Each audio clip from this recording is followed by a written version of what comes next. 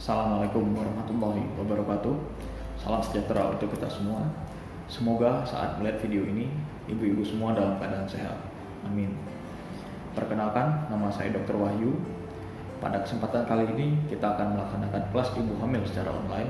Dan saya yakin ibu-ibu semua pastinya sudah paham dan mengerti tentang materi yang akan saya sampaikan nanti. Jadi, kita sharing-sharing saja dan refreshing.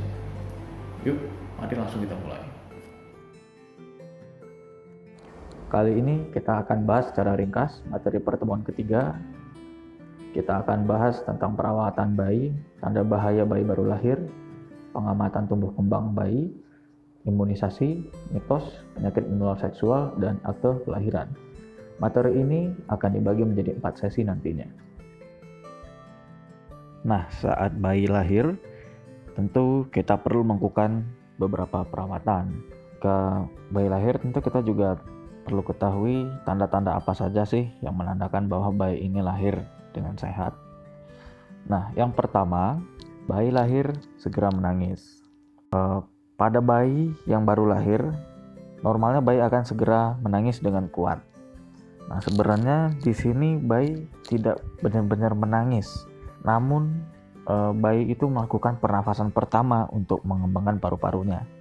Jadi kalau misalkan paru-parunya ini sudah berkembang dengan baik, maka bayi akan berhenti menangis. Nah, kemudian tanda berikutnya kita bisa melihat bahwa seluruh tubuh bayi akan kemerahan. Jadi memang seperti itu ya ibu-ibu. Kemudian bayi bergerak aktif. Kemudian bayi bisa mengisap puting susu dengan kuat. Dan bayi lahir dengan berat sekitar 2,5 kilo sampai 4 kiloan. Ya, seperti itu. Sekarang kita masuk ke perawatan. Perawatan yang perlu kita berikan pertama adalah beri ASI saja. Jadi, hanya diberi ASI saja. Jangan diberikan makanan lain. Jadi, susuilah bayi setelah bersalin untuk merangsang produksi ASI. Kemudian, diberikan susu sesering mungkin setiap kali bayi menginginkannya.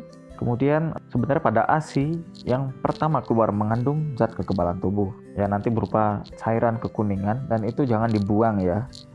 Berikanlah kepada bayi karena sangat bagus untuk bayi. Cairan kuning ini biasanya kita sebut namanya kolostrum.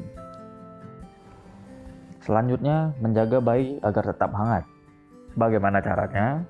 Caranya adalah menunda memandikan bayi sekurang-kurangnya 6 jam setelah lahir misalkan. Kemudian membungkus bayi dengan kain kering.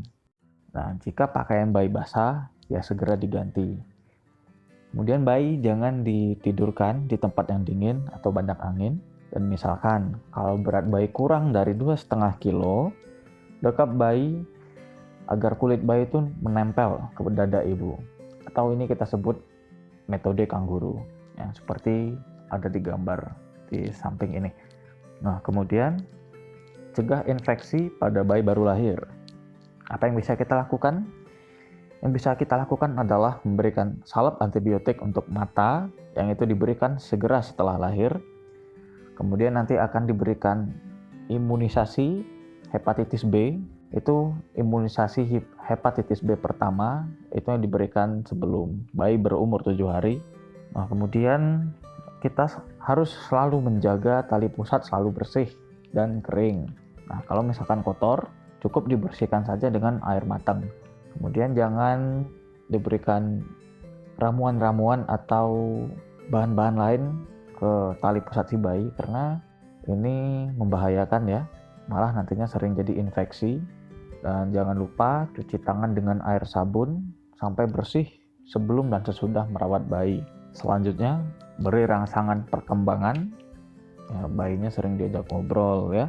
Kemudian periksakan kesehatan bayi baru lahir. Nah, gimana sih meriksanya? Jadi periksakannya itu ya ke bidan atau ke dokter setidaknya 3 kali. Kapan?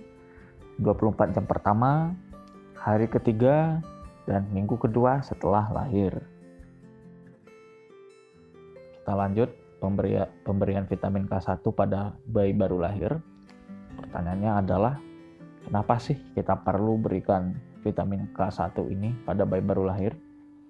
Nah, jawabannya adalah Pemberian vitamin K1 itu tujuannya untuk mencegah terjadinya perdarahan karena kekurangan vitamin K.